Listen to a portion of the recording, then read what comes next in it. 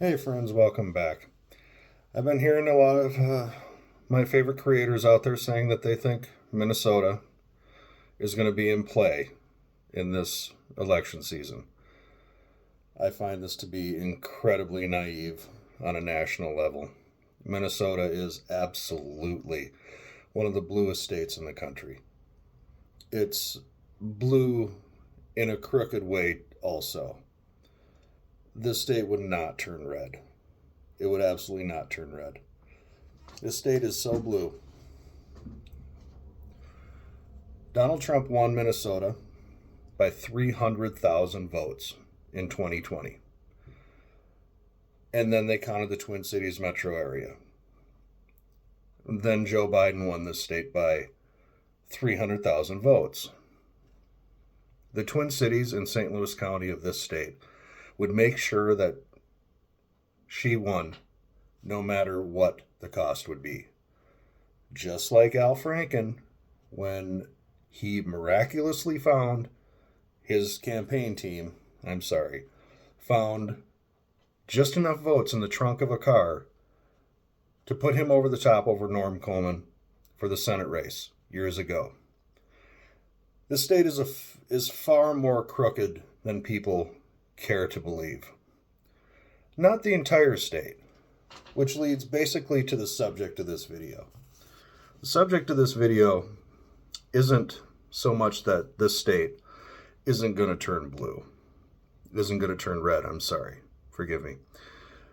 It's that this state suffers the same problem as many other states, highlighted mostly by what you see going on in Oregon, with the southern counties of Oregon trying to secede and join Idaho.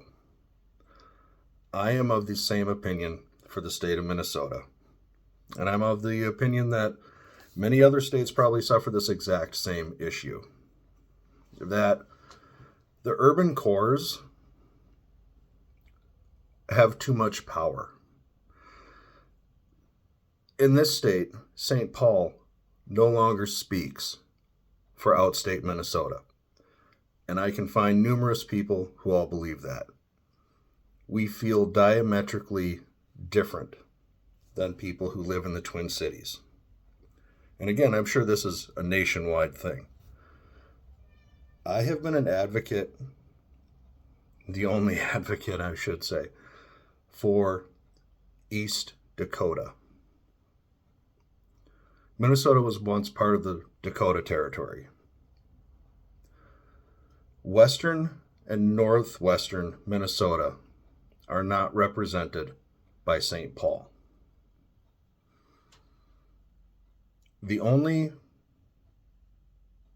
choice we really have, because you hear so many commentators also talking about civil war and secession, which is foolish, a foolish decision, is the redivision of state borders. For example, Minnesota.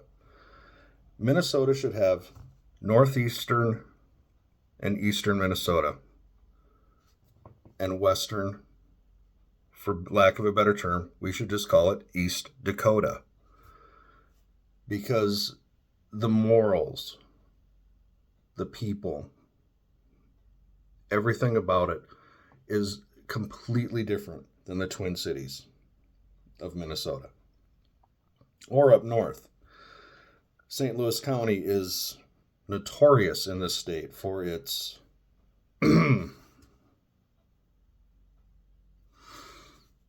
notorious. And the values of western Minnesota are completely different from that of the Twin Cities. Just look at any voting map. And again, I think this is a problem we suffer nationwide. Example, Oregon. They clearly feel that they're not represented, and they feel better represented by another state. You hear of, the state of Jefferson in Northern California. People around the country don't feel represented by their local, state, or federal government, for that lack. It's coming to the point where the redivision of state borders is the only thing that's going to prevent worse events from happening. It would fundamentally change things in a national sense, but a redivision of state borders, for example, East Dakota, or I don't know what they're calling their Idaho, West Idaho, state of Jefferson, and other things like that, to stay within the Union, but to redivide the state borders to better represent the people who live in them. Because the people who live in them are really feeling their representation is absent. It doesn't exist. The state of Minnesota passed so many immoral, absolutely abhorrent laws in the last 2 years by a single vote majority. I encourage everyone to look up some of the things they've done. Some of them include allowing youth to travel and get certain things done without parental approval, with the state advocating on their behalf. And that man is now running for vice president. Again, this state will never turn red. It'll never turn red. It'll always be blue. St. Louis County, Hennepin County will always see to that, whether it's naturally done by population vote or it'll happen. You see some encouraging things like today. Some outstanding, brave Americans stood up and said that they were voting for Trump. It's not specifically that they're voting for Trump, it's that they stepped outside the box.